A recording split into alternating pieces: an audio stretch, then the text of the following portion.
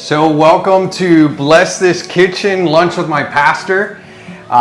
Today I have Ralph Egues, who's a friend of mine. I've known him for a while, and how incredible that I come to the parish that you're a parishioner of. So how wonderful to have you for lunch today. Thank you for blessing this kitchen with your presence today. Well, thank you, Father, for the invitation. Let's start with a prayer in the name of the Father, and of the Son, and Holy Spirit. Amen. Thank you, Lord Jesus, for this beautiful day. We thank you for the many blessings in our lives. I ask you in a special way to bless Ralph and his family. And I ask in a special way to bless this food we're about to receive and bless those who go hungry on this day. We ask this through Christ our Lord. Amen. Amen. Father, Son, Holy Spirit. Well, we have pasta today. I know that you grew up in an Italian neighborhood. Maybe you can tell us a little bit about that. But I said, you know what? I'm going to cook my pasta again. No, I love it. I love it. My mouth was watering when I don't know if it's the same pasta you did with Justin. It's the same one. I was down in the Keys and my mouth was just watering. Oh, this is tremendous. So with all the restaurants in the Keys closed back then, but yeah, I grew up between the Lincoln Tunnel and the George Washington Bridge on the Jersey side of the Hudson River. Really? Yeah, and New York. Yeah, and it's the parents spoke English, but the grandparents all spoke Italian, and it seemed to me as a little kid, I remember everybody arguing. Because they would yell, right? And I think, wow, there's problems here in this household.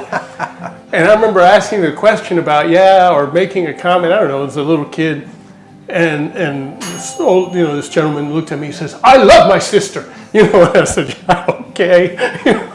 Just passionate. But I understood, that's, they love each other, but they still argue. It's okay.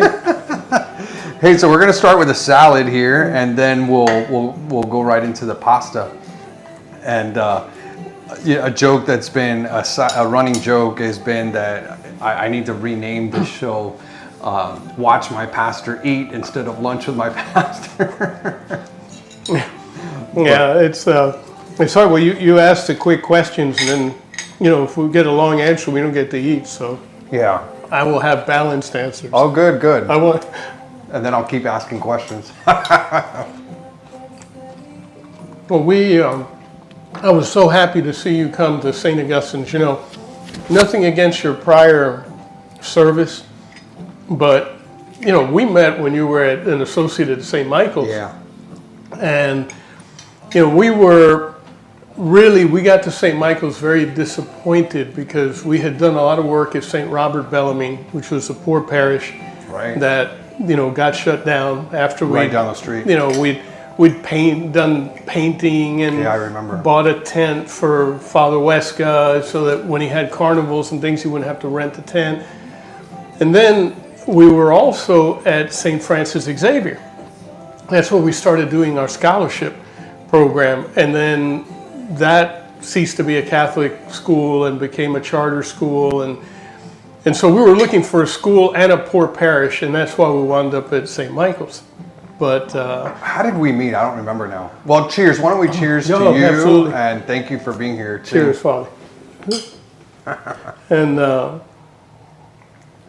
we went out there. We had the scholarship. We wanted to do service with a poor parish, and just asked if you'd have us. And you spoke with Father Marino first, and he said sure. He had some ideas, so we got involved with those things. And then when our essay contest came around that we attach a scholarship to, the Knights of Columbus scholarship, we asked if we could do it with St. Mike. He says, yeah, talk with Vigoa. And so and that's where we met, and you set all that up. And I remember you had me come and speak to, I don't know if it was, I think it was the 8th grade class, and history class. And I do remember that. I was teaching 8th grade American history, 7th grade world history, and then 6th grade geography. 2 years. I loved it. It was a lot of fun teaching those classes. Yeah, I have great respect for teachers, because Sophie got me to teach CCD one year here. Oh yeah. It's the hardest thing I've ever done in my life. I told her, I'm a one-year wonder. I'm not doing this again. Yeah. It's not a piece of cake, I got to tell you, but I think that if you make it interesting, the kids respond. But yeah, those St. Michael days were a lot of fun. And I remember when it came time for Thanksgiving, I came to you and I said, you know what, the kids are going to prepare a box with everything that you need for a Thanksgiving dinner. So all the kids in the school really got into it. So we prepared all these boxes and the nights came through. And I remember you called me and say, Father, you're calling me late. We got commitments wrong, all these, but let me see what I can do. I'll call you back. And you made it happen. And I was always so grateful to you for, and then I don't know if they still do that with the turkeys at St. Michael's, but. Yeah, no, St. Michael's, as a matter of fact, we were out there this past year, and I hadn't been able to participate in the turkey drive in a few years, but you know, I did again this year. Got it to St. Michael's, and you know, they had this room in that building kind of in the middle of the parking lot. I don't know what you call it. That was their first church. Okay. Before the main church was built. So we went out there, and there were 4 or 5 women and about the same number of older men that were there. And we start showing up, and you know, we have a very large Knights of Columbus Council, right? So I got caught by a red light or something, you know. So I come in there late, and he comes, you know, as I'm walking in, this older gentleman is walking out, and he says, "Pero ustedes también." He said, "¿Cuántos son ustedes?" How many are you? How many of you guys? Keep multiplying. You know, you're coming out of the woodwork. And we start dropping, you know, canned foods. We had canned foods under their table.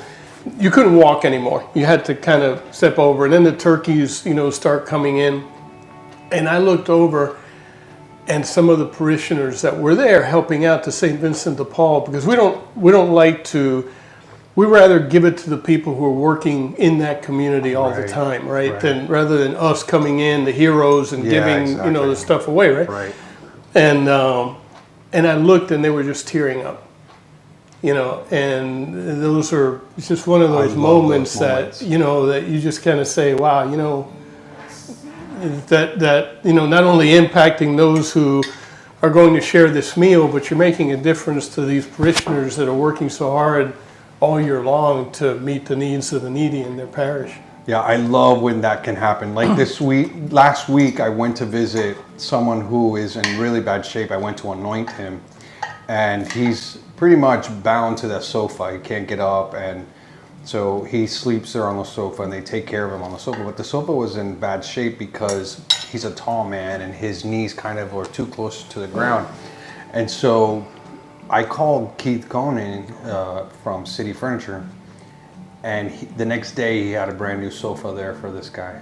That's why you should buy from City Furniture, a good Catholic who really helps so much. He's wonderful. He's done so much for Holy Cross Hospital. so much for this community. Yeah. Buy from City Furniture, great Catholics. And the next day we had this very nice reclinable where he could sleep and also use, you know, to be sitting there.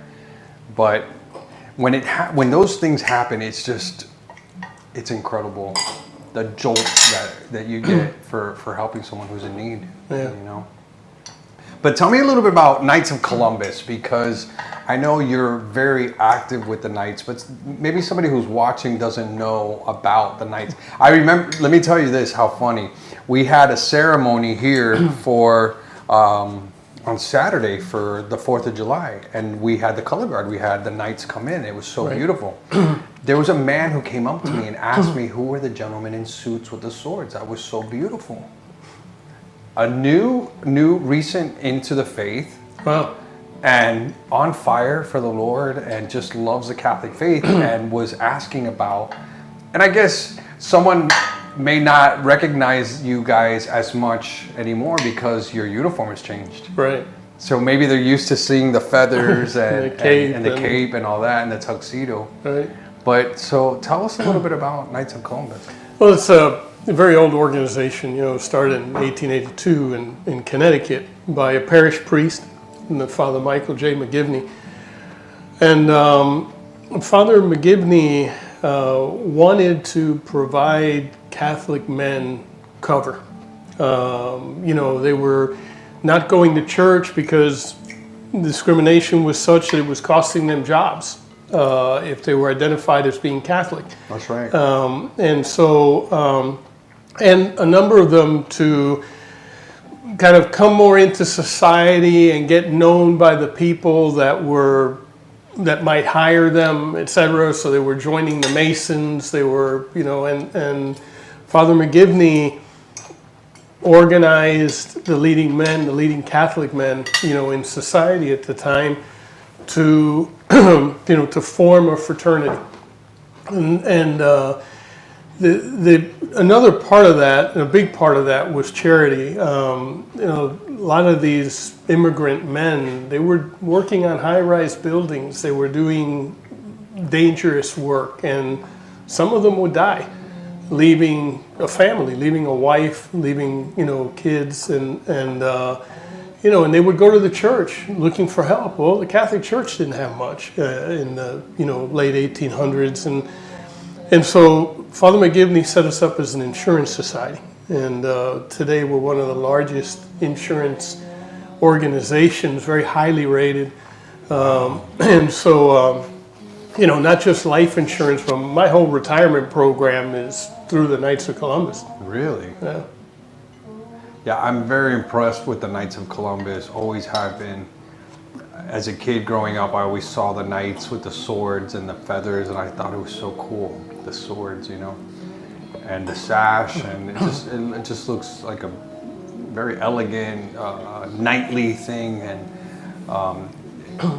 but one of the things that I remember a story that I'm sure you've heard the Archbishop talk about this story about the priest who was up in Ocala, and the Ku Klux Klan came and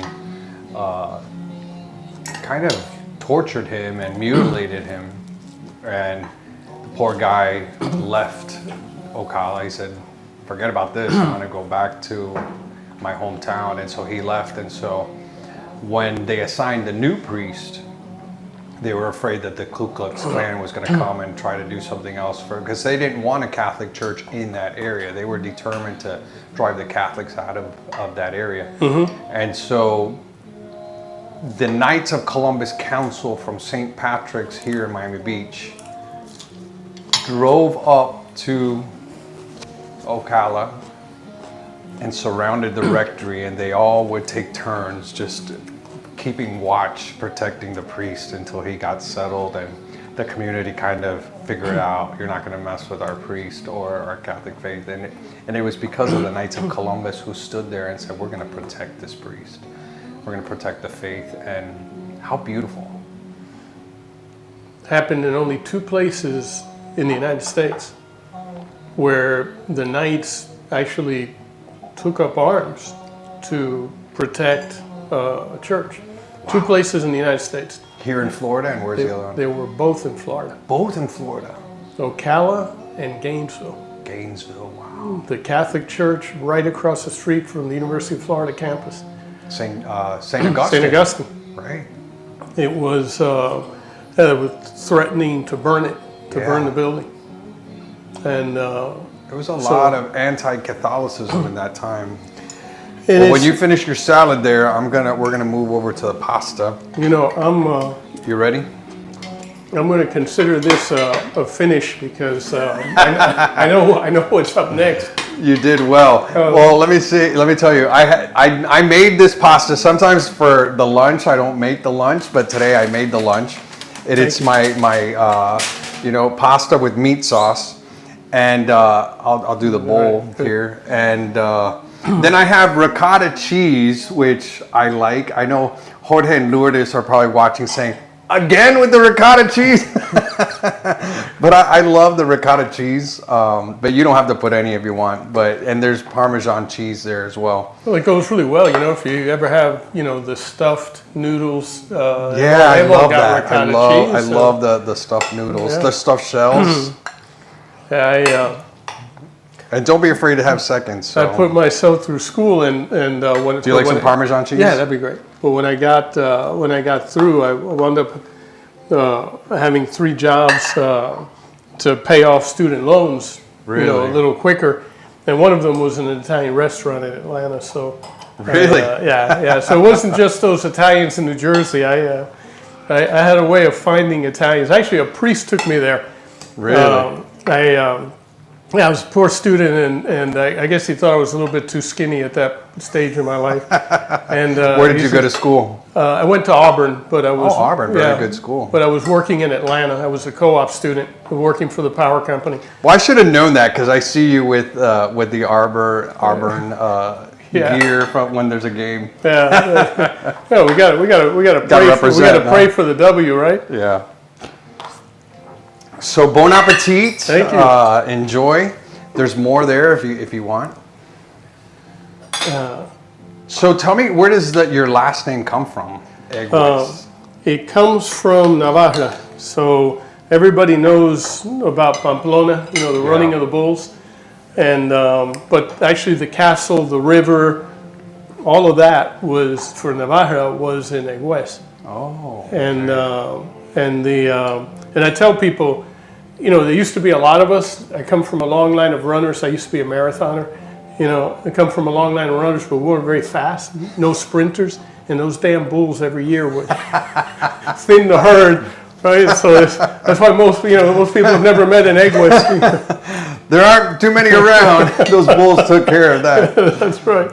But so you're a married man. You have a beautiful wife, and you have a son and a daughter. 2 sons and a daughter. 2 sons and a daughter. Yeah. And really, I mean, if you're lucky enough to marry your dream girl, you have the opportunity to spend the rest of your life proving that she didn't make a mistake. That's a good one. So I just my wife's just spectacular, I've got 3 really good kids. Where'd you guys meet? We met in Atlanta. In Atlanta? Yeah, she was working for Coke. I was working for Georgia Power.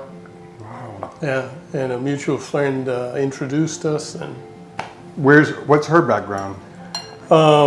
She's Cuban also. Yeah, Cuban in Atlanta. You got it pretty lucky. She grew up in Middle Georgia. Wow. We got married in Macon. Macon, Georgia. Macon, Georgia. 2 Cubans there in Macon, Georgia. There were a lot of Cubans in Middle Georgia in the 60s, early 70s. Georgia had a really hard time. Back then, most states had a mental hospital and residential facility. Right. And people with mental health problems, you didn't see them as much in the community settings. And Georgia's mental hospital was in Milledgeville, and they couldn't staff it.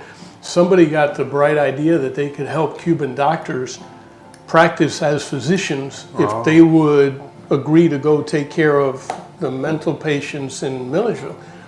And so once the doctors went, that became a magnet for other Cubans to go to Middle Georgia. And that's so interesting. yeah, and my They in-laws had to do their revalidation. Yeah, and my in-laws were attorneys in Cuba, and the Georgia legislature had passed a law that mandating a second language in the high schools and middle schools. Well, who was going to in the 60s and 70s? in the late 60s? Georgia wanted to be an international. In Atlanta was going to be an international city, and Georgia, But who's going to teach that? So there was a bunch of demand for Cuban teachers, and my in-laws, as Cuban attorneys, went and they taught in the elementary and secondary schools. That's excellent. Yeah, I was a friend of mine texted me, "Oh, you're having Ralph Egues on. My daughter went to school with her daughter. Such a great family." All my kids went through St. Teresa. The 2 older ones started at St. Timothy. And then when we built the house in '93, not far from here, we moved the kids to St. Teresa. And then my youngest, Mario, started there. The boys went to Belen, and my daughter went to LaSalle. Oh, okay. And then you've been at St. Augustine for a while, or? Yeah, as happens with a lot of families that. Once the kids get out of the school that they're in. Yeah, once they get out of the school and And also, we kind of had this ping pong thing going on. I'm sure the archbishops didn't do it intentionally, but it seemed that there was always a really charismatic, fall in love with pastor at either Little Flower or St. Augustine's, but never the two at the same time. That's hilarious. And so there was like this, we were kind of go to one, go back to the other one, with the pastorships. I've been in this community since the early 90s, and this is the first time that we've got like all-stars at both at the same time, Well, that's very generous of you. Yeah. But it's funny how it's the first time in the history of the Archdiocese that we have Cuban Americans in the four corners, because you have Father Alejandro, who's there at St. Thomas the Apostle, Father Jose Alvarez at Epiphany, Father Manny Alvarez at Little Flower, and then I'm here at St. Augustine. So I'm kind of in the middle of the other three, but yeah, we were all in the seminary together, which is incredible. Really? Yeah. Well, Father Manny, has just been a great supporter of the Knights at Little Flower, and the pastor at Epiphany. I've known him since he was a seminarian, and Father Jose Alvarez. yeah, it was funny because I was working up in Fort Lauderdale then, and went over to my parents' house for lunch. And he was this young man there. I didn't know he was a seminarian and we introduced ourselves. He says, "Y tú te llamas Rafael también?" I said, "Yeah, yeah." And he says to me, "I'm very devout to Saint Raphael." And I said, "Really?" I mean, like, who is? So he tells me, all about Saint Raphael and okay, cool. There's another story that goes with that, but too long for this lunch. And I wanted to ask you, when did you start your devotion to daily Mass? By the way, this is really good, Father. Thank you. Well, when my daughter was in high school, and after high school, wherever she would go, South Beach, Coral Gables, didn't matter, people would always walk up to her and say, "Aren't you Ralph Egwis' daughter?" How She come? was just like, It's like, what? and she would say, "Papa, you have people everywhere," and I said, "Listen, those are the ones that say something to you. Like, there's others that see you that only tell me, And then she became a nurse, and then she was seeing somebody that I wasn't all that crazy about, And when they broke up, she says to me, "Papi, if I don't travel now, I'm never going to be a travel nurse," where she goes and works at hospitals around the country on 13-week assignments. And so she started doing that and did it for a number of years. I remember thinking one day, I said, well, I've got nobody in San Diego. I've got no eyes on her. Yeah. So she's all yours, God, and I started going to daily Mass, praying for, just that, Wow. that's God would be powerful. watching over my daughter, and that's why I've been doing it. And it's been it's been a number of years, more than 5. Yeah. That's powerful. Is she still a traveling nurse? She bought a house in Shenley Park, and so she's transitioning. She's actually, right now, she's doing COVID-19 tests in Orlando. Wow. Well, she's a pediatric ICU nurse, and the census at pediatric hospitals has dropped so much that, she hasn't been able to, to get on. Can do her work, other words. Yeah. Yeah, so she's doing that temporarily, which is not a bad gig. The state's paying pretty well for swabbing, I would say. Well, a person that has had numerous experiences with swabbing, I know that it's. But the nurses, they take care of themselves. I see that they wear double masks and even shields, and. But is that a concern for as parents that she's on the front line there? I suppose, but like you say, they know how to take care of themselves. Yeah. And, Father, you have to live. Right. I think we all are really in a these are challenged times, Right. right? And I think you have to live. I think you have to be careful. I think you have to be, not only take care of yourself, but take care of others around you. Yeah. But you have to live. We can't, we just, can't be sequestered and not do. There's still need out there in the community. Yeah. And we've been challenged with that a lot, with the Knights about, what's appropriate, what do we do, and we use Zoom meetings, etc., to supplement our face-to-face interactions, but sometimes we just have to be, elbow to elbow, right? What are some of the projects that you're doing with the Knights now? It's a really long list. We have a very active and large council in Coral Gables. We're really blessed. And people from other councils that come in contact with us and see. Because that's something I want to ask you too, because why is St. Augustine's combined with Little Flower? Is that normal that two parishes will join together? It's really not. We're so old that our council is so old that we are what you call a home council. We have our own property, as you know, you've been there. That's not the norm now. It's beautiful. Now councils are set up in parishes. So we were set up as the Coral Gables Council when there was only the Miami Council. So if you want to be a Knight anywhere in Miami, you were a member of the Miami Council.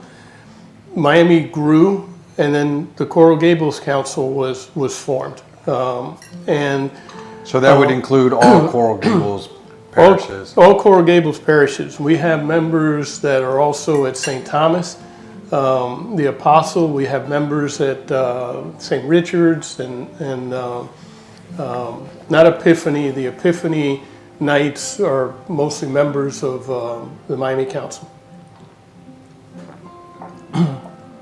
So do parishes have their own councils? Some do. So St. John Newman, for instance, has their own council. What we try to do is we want to be very active with the parishes that we work with. Mm-hmm. So we've got a lot of guys here at St. Augustine's and and even more at Little Flower. So we focus on basically whatever the pastors need, and that we'll ask from time to time, and then we try to work with ministries at the parishes, as they approach us, for assistance. So for instance, we do a lot with the Respect Life group at Little Flower, and we do a brunch every year. We raise more than $15,000 for the Crisis Pregnancy Center in South Dade. So that's one of the big things that we do. You know about our Thanksgiving and Christmas drive. But I have to say, the Knights have done so much for pregnancy centers. Wow. All the different ultrasound machines that you have all paid for, all through the Archdiocese. When I was in the Archbishop's office, he would go and he would bless new machines or see some new centers that would open up, and the Knights were always there assisting with something financial. Well, Miami Council really was the leader with that. Do you see that around the country? Is that something normal? Yeah, it's around the country. The Knights of Columbus are involved, but I would say that in terms of the amount of money that individual councils raise year over year and multi-year commitments, Miami Council and Coral Gables Council really stand out in that regard, and we're both right here in this community. Yeah, Joan. And you do so much. You do so much, which is, and it's inspiring. But some of the projects you were talking about, what are some of the projects that you all are doing or like to get parishes involved with? Yeah, it's I get the question often from men that I approach about you should become a Knight. And the question is always, well, what do I have to do if I become a knight? You know, and the answer is nothing. You know, we're not going to make you do anything. We're not going to, you know, you're not required to come to a meeting every so often, you know, but why would, I'm going to get some water. Yeah. But why would a man want to become a Knight of Columbus? well, and that's what I tell them, that, you know, if you've got, I call it an itch, right, in your heart, Right. there's something that concern, a need that you see that you feel like you really, you know, by yourself, you really can't do anything about. In the Knights of Columbus, you're going to find a half dozen guys, maybe 24 guys, that are going to help you do something with that. You know, during the earthquake in Haiti, the Sisters of Charity called us, and they were getting a lot of donations. Yeah. And they called us and they said, "We need you to get these donations to Haiti." And we're like, you know, like, look, like, How are we going to do that? We don't have a, you know, a ship or you know, I mean, plane. come on, you know, so we brainstormed about it, and one of our guys, who was then a fairly high level manager at the airport, let me talk to the airlines. And the airlines flying to Haiti agreed that if they had any extra space in cargo, it was ours. But they were only going to know like at 4 o'clock in the morning. Oh, yeah. So at 4 o'clock in the morning, we had a phone tree going. The sisters knew what the highest priority items were. It's amazing. So we would call, get guys, you know, guys, whoever could would go. We'd load up, you know, whatever we had, vans, you know, trucks, and drive over to the airport, you know, deliver the stuff that was going to go on those planes to Haiti. But it was so cool because the nuns here would communicate with the nuns there, right? So if we're sending 30 tents and the nuns over there are told that there's 28 tents for them, they're saying, no, 30. I want those other 2 tents. And the nuns can work, you know, like you're half asleep. I mean, besides the Cuban coffee, you know, 4 o'clock in the morning, and they're you know, but they're showing you pictures on their phone. Remember that tent that you guys sent 2 weeks ago? Look, here's a picture of a baby that was born in one of those. You know, so you're, okay, sister, I'm good for another, you know. But I came over here for confession one time. And the last room before you go up the stairs on the right was just piled like chest high of vestments and chalices. And I remember saying to Father Carmelo, I said, "What you guys What is this? You having a bazaar? Garage You know, sale." you have a garage sale?" He said, "No, that's for Haiti, because a lot of the churches got blown away. They Yeah. don't have anything." And I said, "Really?" I said, how are you guys going to get that stuff over there?" He says, "I don't know, but the Sisters of Charity have a way of getting the stuff." And I never told Father Carmelo I knew how the sisters were doing it.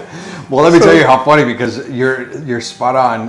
When the earthquake, I was at St. Michael's. It was January 12th of 2009. No, 2010, right? I don't remember, 2009, 2010. Let me see. 2009. And I remember the nuncio there is a very good friend of Father Marino, who I eventually became friends with. But we needed to get money down to him because he needed to have cash. And we got through some donations, we were able to get some cash. Well, you know who brought the cash down there? One of the Sisters of Charity. She sewed it into her sari. And it was impressive how these sisters were able to do as much as they did. All the trips that I've done to Port-au-Prince, I always go and visit them. And Sister Lima is now back in Miami, and incredible. Go-getters. They will fight for the poor to the last drop. I mean, it's incredible. They don't ask you if you can. Right. They tell you you will.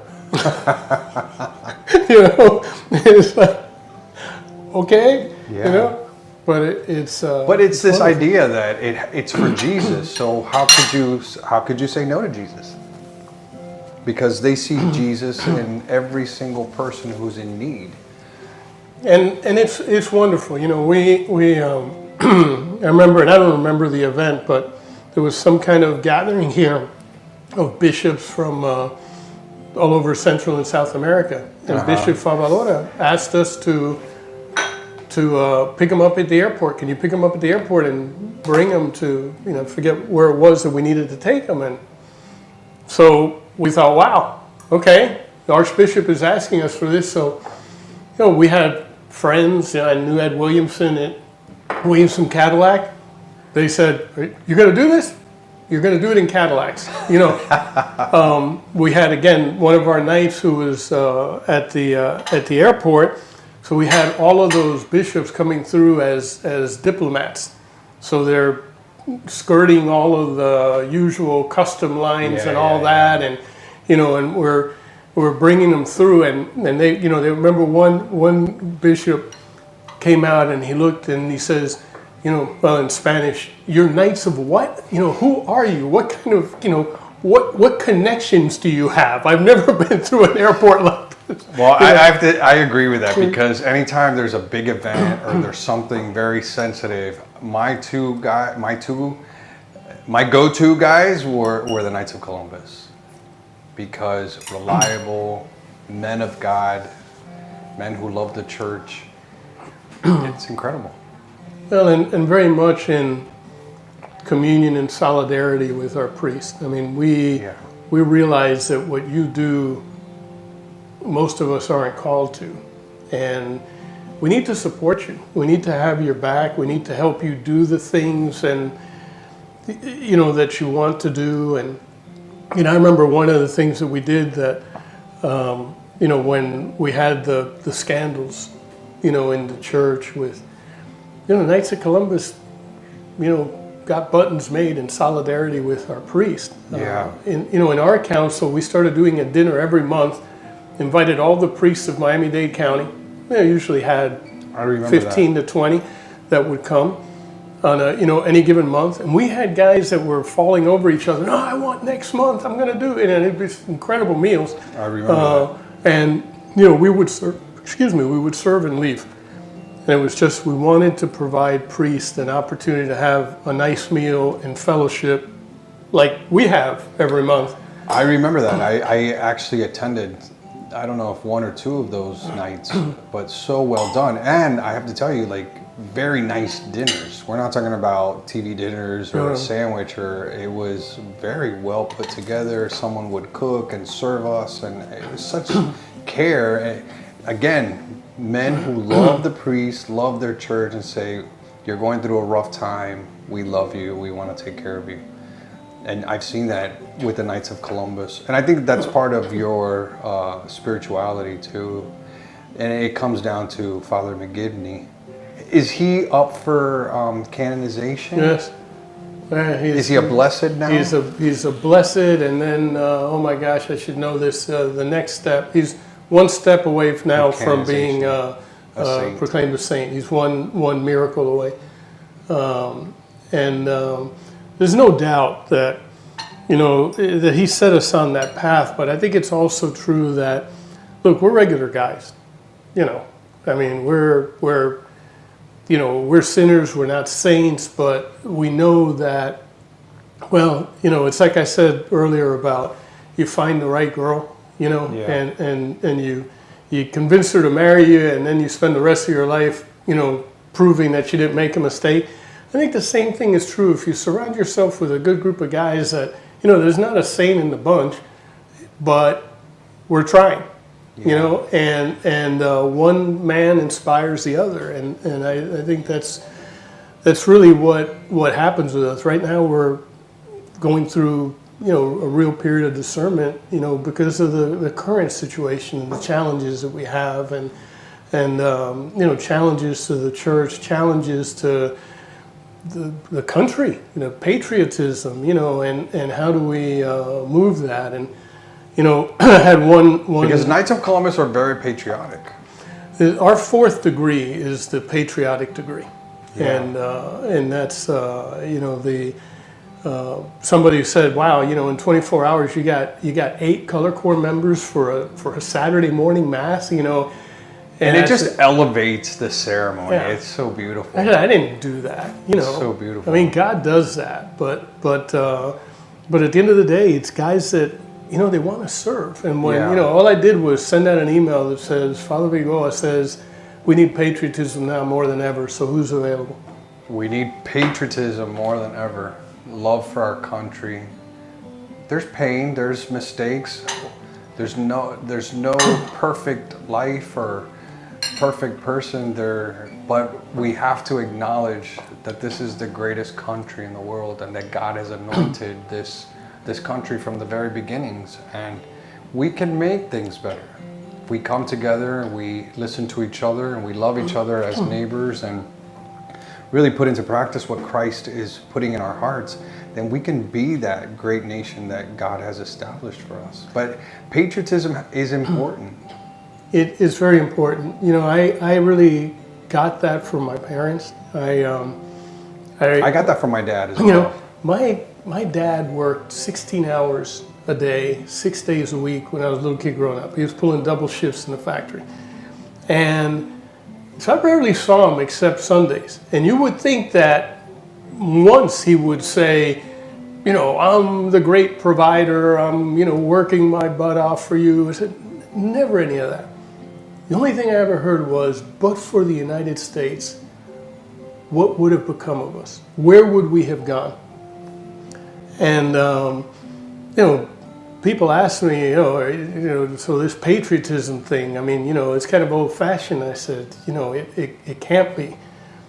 You know, it can't be. You know, we've got to love what we have, and we have to understand that just like all the people we love, this country's imperfect. It's Right. made of imperfect people. That's right.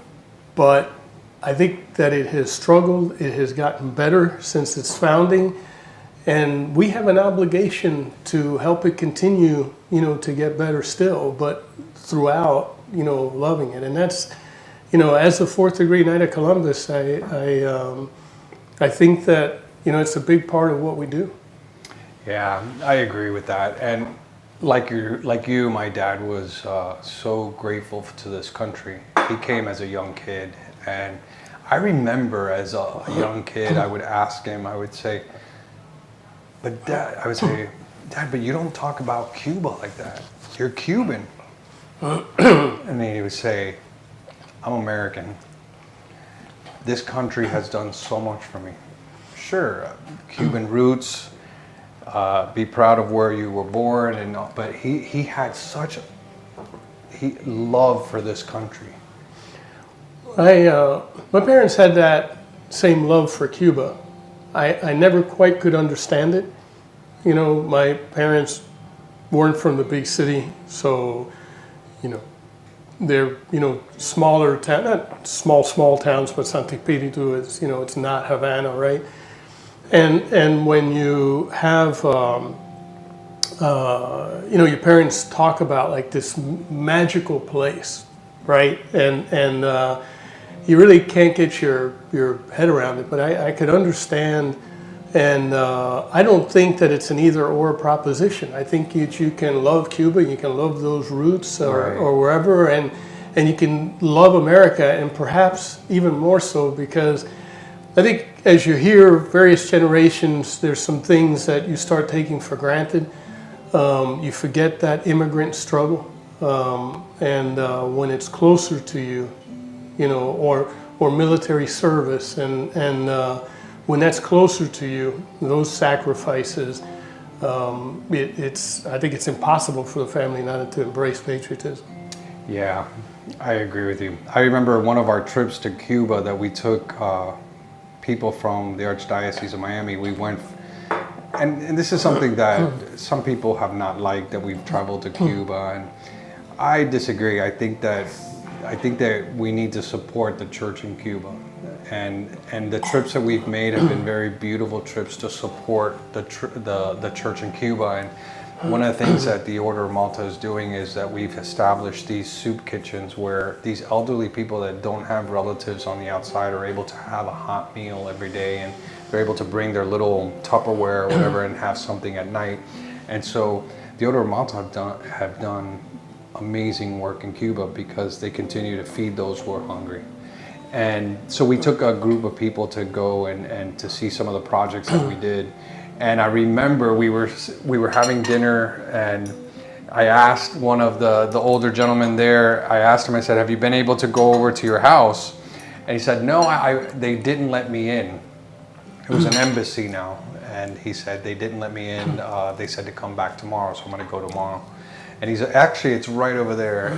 And we both looked, and it was down the street. And and then later on, when we came back to Miami, he said to me, he said, that trip brought so much healing to my life. And he said, what I realized was that how grateful I am for this country, for all that I was able to do, and my children were born here, and the lives that they have done and have made for themselves, and so grateful to this country that I was. And he said that he was able to kind of put to rest a lot of some of the things that he was so, like you said, some of the nostalgia and some of the thinking. You don't forget. And some had some beautiful lives, but then also too a country that gave you so much. Yeah, it's quite a story, and it can't be told. Regardless of how many books are ever published and great documentaries, filmed and produced, you can never capture that experience. But I don't know that I'm as good. Certainly, I'm not as good as my parents at telling the stories and passing it on. But I'm fascinated by it. Whenever I get grandkids, really, yeah. See, I am fascinated by Cuba, and I do have sort of like this nostalgia in the sense of wonderful. Thank you. And I love to hear stories,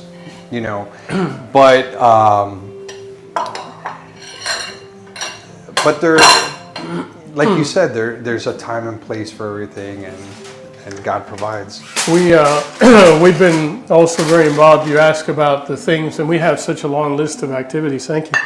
This cheesecake, my mom made this cheesecake, so I like that she remembers that on Thursdays I have my luncheons, and she'll bring a nice dessert. I'm like, okay, thanks. Well, I love cheesecake, so I'm sure I will enjoy this. Yeah, it's homemade.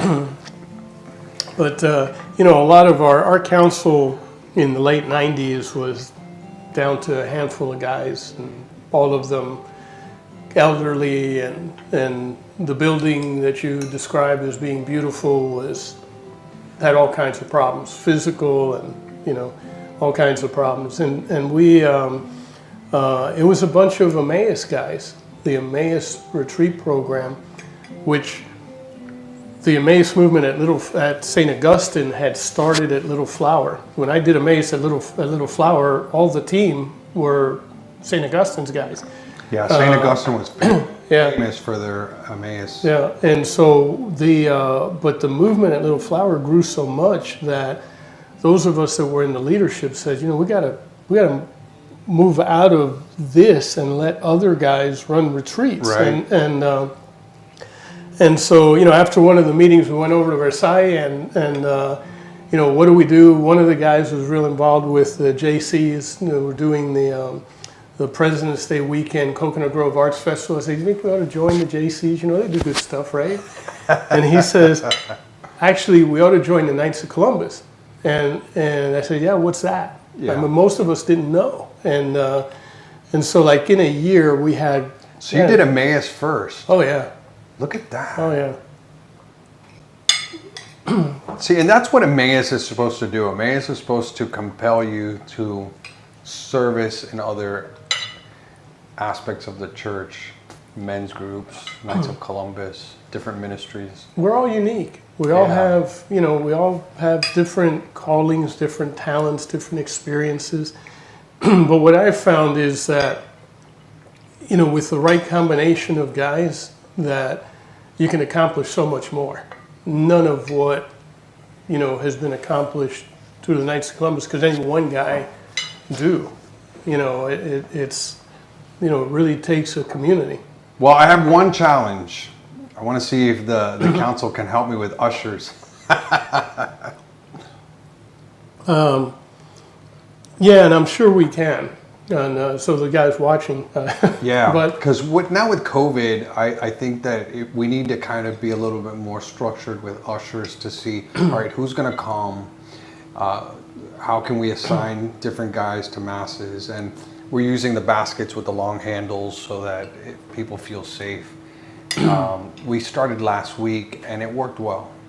The collection went up, and I think it helped with the baskets on long handles. Seminarians who are here on Sunday mornings, I hope that people get to know them and see them. If it's hard with the coronavirus, but 2 young men who have been assigned to us for the summer, and so they'll be here during the Sunday masses, and they're going to help. They're going to help with the ushering, but. we've got good ushers. I don't know with the COVID situation that all of them are engaged in coming, to mass regularly, because some of them are not that young. Yeah. And even some who are not necessarily old, but for whatever reason, compromising. Well, they may immune have systems someone won't in come. their home too that is vulnerable or immune compromised. So you have to be very careful. But we made an initial call. We had a meeting actually last night and made an initial call. Channing got me after mass. Oh, good. And said, "Hey, probably go out, once night ushers." And I said, "Well, certainly." And excellent. and not just nights, but really any man that is attending Anyone. mass or whatever. Anyone. Please, step forward and That's right. and Anyone. and help. And it's. I think it just really adds to the experience, and that you're contributing some way, not just coming, and Well, the thing too is I want an understanding that this is your house.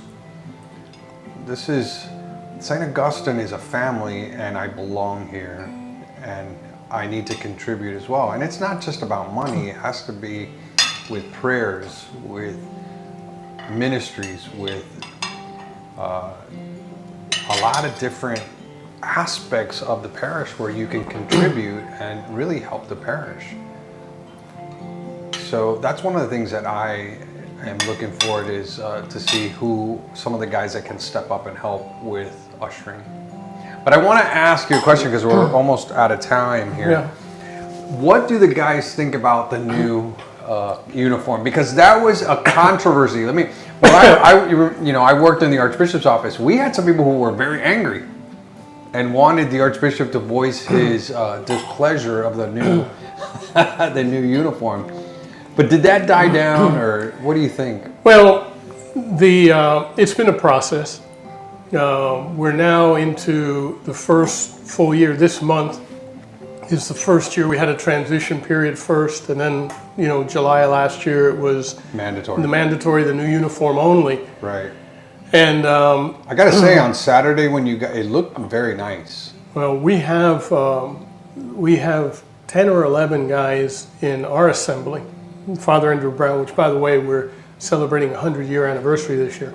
Well, you're gonna have to do something big. Yeah, so but Father Andrew Brown Assembly, we have 10, 11 guys in the new uniform now.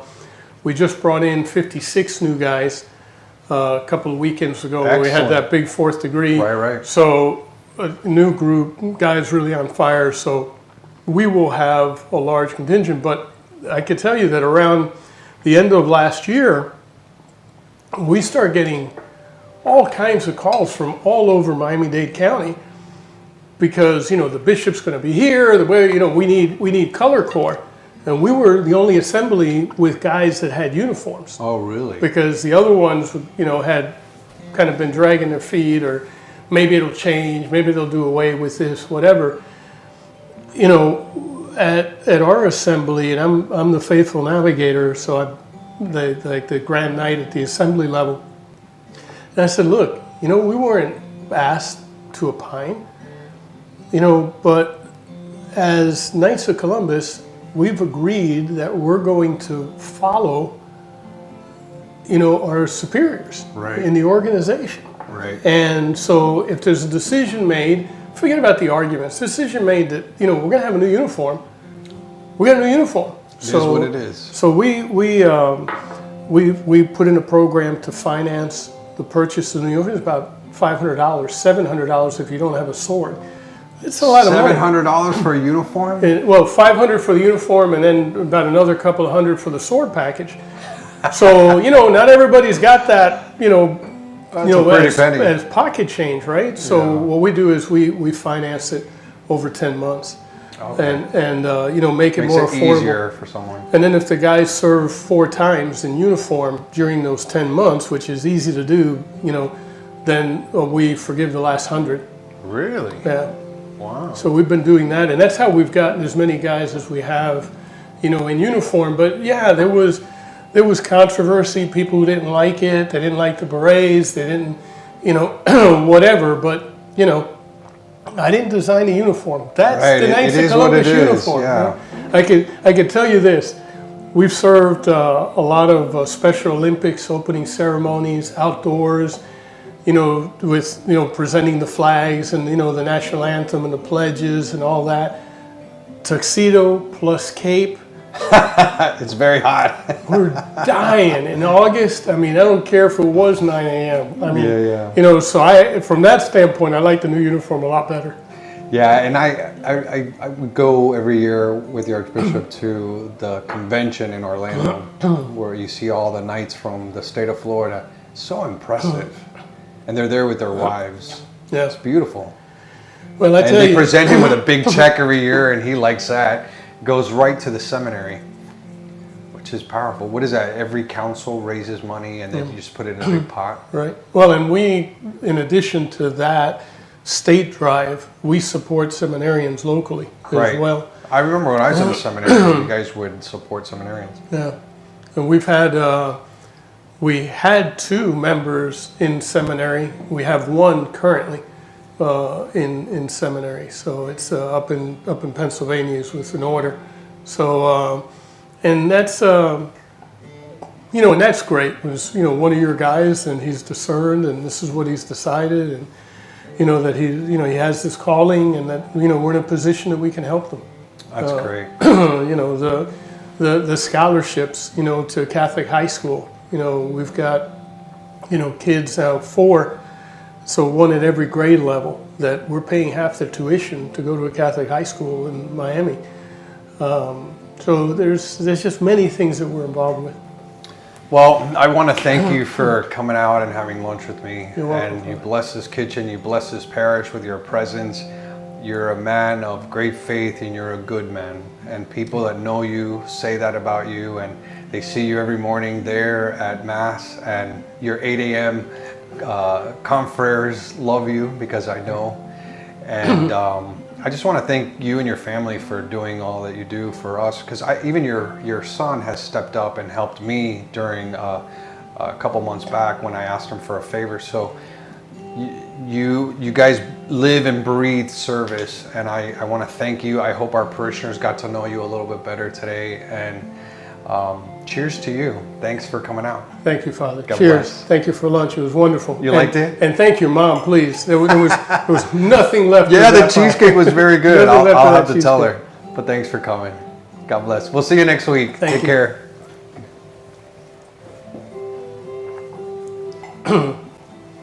So I guess that turns off on a timer, or?